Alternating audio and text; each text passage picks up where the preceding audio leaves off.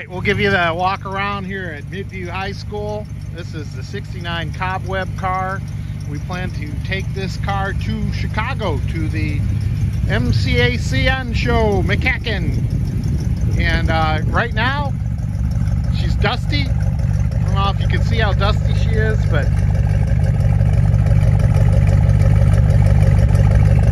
she doesn't sound bad. But I'll tell you, there's not a lot of performance in the car right now.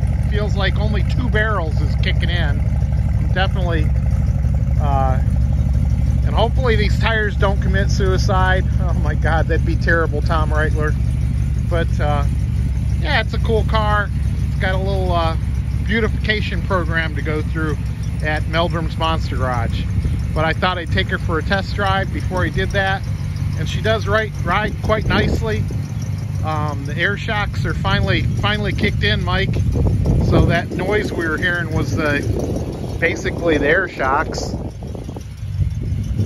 But yeah, I got all sorts of cool gauges, FM stereo, converter from the AM. But yeah, we got a lot of beautification to go. I tell you, the brakes are pretty good. Won't have to worry about, you know, redoing that and stuff. But not a lot of performance right now, but I tell you, it runs smooth. I mean, the engine is running smooth. I just don't think it has enough carburetor for this car, or what I have a sneaking suspicion is that the 4-barrel is not kicking in. It may be stuck because it doesn't have that quadrajet. You know what I mean? But like I say, it's got good. It's just not there. You know, it doesn't feel like a race car yet, but we'll get there. No problem. All right, so here's the rest of the tour of the 69 Chevelle that we're going to get ready for the day 2 display at McCacken. So you can see we got some work to do. Oh, this engine's got to come out and get beautified and whatnot. Get that brake booster looking nice and whatnot. Maybe some new inner fender wells.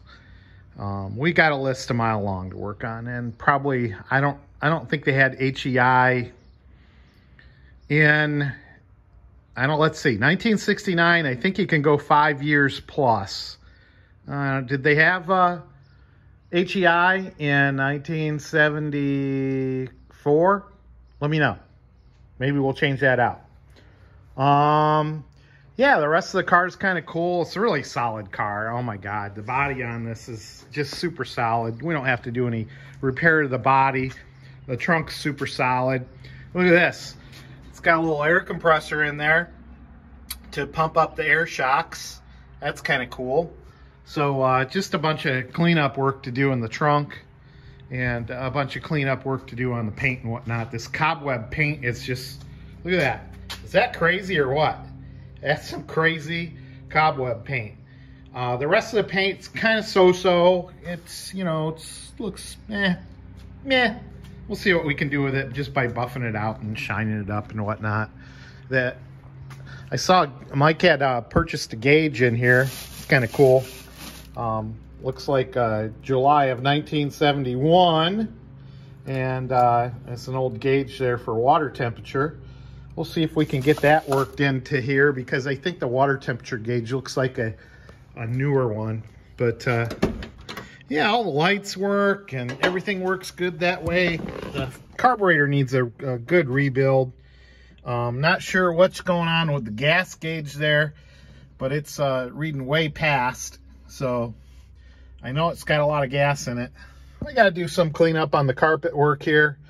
I don't know. I try and talk Mike into replacing the carpet, but we'll see how that goes. But yeah, pretty cool. Look at that. SS 396.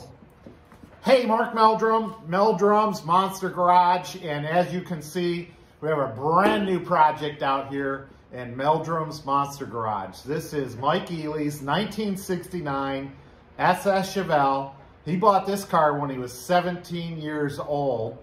And it's gone through a couple different owners, and he got it back a couple years ago. And we went up to Catawba Island, and maybe you saw that video. But we'll put it in the playlist for this 1969 Cob Web SS Chevelle. That's why we call it Cob Web, because it's got this spectacular cobweb paint on it. It does have the original paint. This is original paint, and then the original cobweb paint. I understand this car won some awards at the Cleveland Autorama. Not sure what year, but we'll be getting back with you on that. But for today, we're just introducing the project, okay? You guys know that the last 69 Chevelle we worked on here, we called Todd. It was a 69 SS post car. And that car fought me the whole way. Oh my God, that car was crazy. This car comes in the garage, running, driving, pretty good car. But let's go over how this car was born. So, I got my handy dandy Chevelle Guide 64 to 72 by Dale McIntosh out, and he just recently made a book just for 69 Chevelles, so maybe I'll purchase that to help me along with this. But it'll be a day 2 car, and we'll be displaying this car at the MCACN show in Chicago, the McCacken show. So that should be a lot of fun, and we want to make sure we put on a good showing. So we're going to spiff this car up. We're going to pull the motor out, and we're going to spiff up the whole interior, get a nice polish back on this car, and get it as good as looking as we can. But thank God, like I said, it's running, driving right now, but it does have its issues. So originally this car was born, it's a Malibu Sport Coupe 13637 in the body tag. It has a 755 interior trim code, which is black coated fabric, and then 7171 Le Mans blue color. It was made in the 4th week of July, and it has a number 8 stamped on the body tag. Now that's unknown what that 8 meant, but it was only seen in Baltimore cars built after June. So that's cool, that makes sense. Now, this car has had numerous engines in it. It's been raced. It currently has a 1203 CWX engine in it, which decodes as a 1974 Monte Carlo 454. Now, I called up my buddy Dan Vasic, who helps run the Day 2 display at the McCacken show, and he basically said that they're looking for about +5 years to be Day 2 correct. So 69 to 74, it's got a good engine in it then. This engine does have HEI. HEI started in 1974, so I think we're gonna leave that in there too. Now, one thing I may do is, before I tear it completely apart, is right now, the 4-barrel is not opening completely up. It's got a Rochester 4-barrel on it, and when you rev it up or when you floor it on the road, the Quadrajet does not come on, so you don't hear that familiar whoa, you know what that sound is. So maybe we'll get a good carburetor on here right off the bat and take it for a few more drives before we pull the motor out. Now on the engine compartment, we're going to need a new wiring harness on the engine compartment. We're going to do a new brake booster and a new master cylinder. We are going to do a complete steam cleaning of the engine, all new seals on the engine, you know, paint it up and make it look pretty. So it'll be a lot of cleaning on this, not a lot of rebuilding per se, which is fine with me. We've done enough rebuild projects around here lately.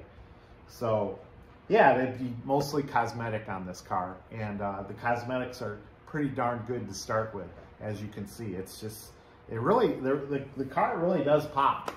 On the interior, I think personally that the carpet needs to be replaced. It doesn't, Mike says it looks okay. Carpet's cheap. It'll also give me the opportunity to take the seats out and do a nice clean on them and put some fresh new carpet in there. So when Mike takes Kathy to the drive-in the next time, it'll be a nice clean car. Let me show you what I meant by that. So we looked through the glove compartment and we found these 2 tickets to the Memphis Drive-In Theater. So Mike wasn't lying. He took his wife to the theater. There's 2 consecutive tickets back in the day. So that was in there. Very cool car. A lot of different things in there. I did find the Electro Air Fit kit. So this has got a pump in the trunk, and it controls the air pressure and the shock absorbers for the rear of the car. I found Traveler's Insurance motor vehicle accident reporting kit, kind of cool. And then I also found a 1969 Ohio highway map. So all very cool things in there, and we'll be displaying that with the car also. So there you go, Mark Meldrum, Meldrum's Monster Garage. Here we go, another great restification, I'll call it. Not restoration, restification, because we're just gonna tidy this thing up. See ya.